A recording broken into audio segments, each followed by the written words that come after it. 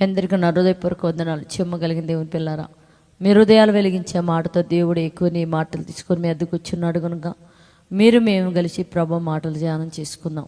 ప్రభు మాటలు ధ్యానం చేసుకోబోయే ముందు రాత్రికాలం నుంచి మిమ్మల్ని, మీ కుటుంబాన్ని, మమ్మల్ని, సంఘాన్ని, భూమి మీద ఉన్న ప్రతి మనిషిని జ్ఞాపకం చేసుకొని ఊపిరిని, జీవాన్ని, ఆరోగ్యాన్ని ఇచ్చి ఆయన మాటలు వినగలిగే భాగ్యం దేవుడు మనకిచ్చినందుకు మన ప్రభు, మన రక్షకుడు యేసుక్రీస్తు వారి నామంలో మన తండ్రి అయిన పరలోకమందున్న దేవునికి శిరస్సు వంచి వందనాలు, స్తుతులు తెలియచేసుకుంటూ ఈరోజు మన ఆత్మలకు ఆహారంగా దేవుడు ఏ మాటలైతే నియమించాడో వాటిని మనం ధ్యానం చేసుకొని మన ఆత్మలకు ఆహారంగా మార్చుకుందాం. దేవుని పిల్లరా, చూడగలిగితే నిర్గమాకాండము 3వ అధ్యాయం 14వ వచనంలో ఒక మాట రాయబడింది. దేవుని పిల్లరా, అందుకు దేవుడు నేను ఉన్నవాడును అనువాడునై ఉన్నాను అని మోషేతో చెప్పాను అన్నాడు.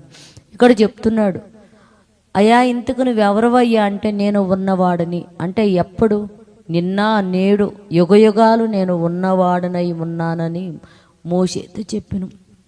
కనుక దేవుని పిల్లారా, దేవుడు ఆత్మ కనుక ఆత్మతో సత్యంతో మనం ఆరాధించే వారిమై దేవుడు ఉన్నవాడు అనువాడు ఆయనేననే ఒక నమ్మికతో భూమి మీద మనందరం బతికి ఆయన మాటలని సంతోషపడేవారిగా ఉండాలని ప్రార్థన చేద్దాం.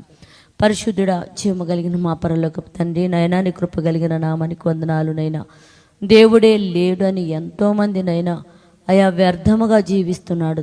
దేవా, మాకైతే నువ్వు చెప్తున్నావయ్యా, నేను ఉన్నవాడిని అనువాడిని అని చెప్తున్నావు. నైనా మేము నమ్ముతున్నాము నా తండ్రి. నైనా ఎంతమంది అయితే దేవుడే లేడని అవిశ్వాసంతో బ్రతుకుతూనైనా ఇదిగో తండ్రి భూమి మీద నీ పిల్లలైన వారిని బాధ పెడుతూ వేధిస్తున్నారు. అట్టి వారికి దేవా నువ్వు ఉన్నావని రుజువుపడినట్లు వారి జీవితాలు కూడా మార్చుకొని నీ వైపు తిరిగి రక్షణ పొందే భాగ్యం ఇచ్చి సహాయం చేయమని క్రీస్తు పేరటి ప్రార్థన అడుగుతున్నాము తండ్రి. ఆమెన్.